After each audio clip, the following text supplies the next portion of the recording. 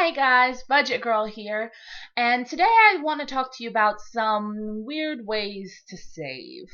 Uh, when you are trying to get debt under control or save for something or build an emergency fund, just really get your finances under control. It's really kind of fun to try to figure out exactly how far you will exactly go. So there are all sorts of blogs on the internet and books that tell you, weird ways to save that go beyond, not picking up a coffee at Starbucks every day, which quite frankly, people that are trying to save money just don't do anyway. So, I have recently tried a couple of ones that even pushed my weirdness threshold a little bit. The first was, and I spend a lot of time on the internet, so I see all sorts of crazy things like this, was a coffee hair rinse. Um, at my work, I work at a newspaper, so we go through a lot of coffee. And so I took one of the empty cans, and for like 2 days, every time I saw a new pot was brewed, I just dumped the coffee grounds up in there. And it smells amazing, by the way. Uh, and I saw this.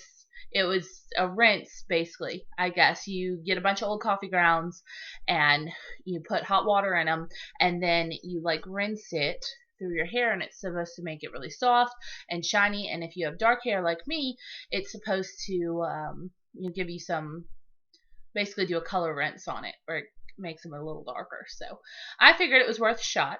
But fortunately, before I hopped in the shower, I had this brilliant idea that the landlords of my apartment might not appreciate me dumping 3 pounds of coffee down the shower drain. So I decided not to do that. So instead, I put on some junky clothes, and I went outside at 10 o'clock last night, and I also brought a pot of water and a towel. And I had my can of coffee filled with hot water and everything set out of there. And this is just one of the weirdest things I've ever done for a free beauty treatment.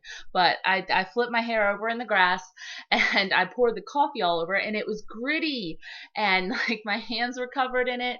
And so I scrubbed it in and tried to get everywhere, and then I tried to rinse out most of it with the pot of water, and I wrapped it up in a towel, and I tried to squeeze it out and everything first, and then I went to the shower, and the coffee, most of the coffee was still really in there. So I tried rinsing it out, and it took 6 rinses to get all the coffee out. And I'm surprised I still haven't found coffee in my armpit or anything. I'm guessing it was a pretty good exfoliator though. And then I shampooed and conditioned as normal. And my hair smells a little bit like coffee, and it feels soft. So I'm not certain it was a miracle cure, but it was an interesting thing to do on a Saturday night at midnight. So I don't know if I'd be willing to go through that again. I think I'm just lucky none of my neighbors saw me doing that. I also had to then clean out the entire shower, and I don't know. This may go down as something that's a little bit too big of a pain. Something that is not, however, is another little thing I've done. I have not bought ketchup since I moved here 8 or 9 months ago. I started with a regular thing of Heinz ketchup, and every time it gets down to the bottom, this was empty day before yesterday, I just refill it with little ketchup packets that they give you at fast food places. Now, at my office, we always have these sitting around.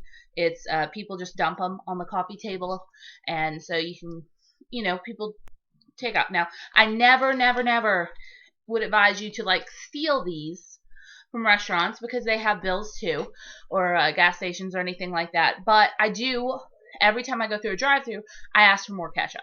So if I'm running through a drive-through, they hand me my bag of stuff, I said, can I please have some more ketchup? They'll usually throw another handful in. I, in turn, come home and put it in this little Halloween bucket filled with condiments of every kind that I keep in the pantry. And whenever I run out of ketchup, I just go through the thing. I then just chop off the top and squeeze it into the ketchup bottle. And this was like 5 or 6, maybe 10 ketchup packets, and it filled it back up. I have another handful here. I'll basically have a free half thing of ketchup.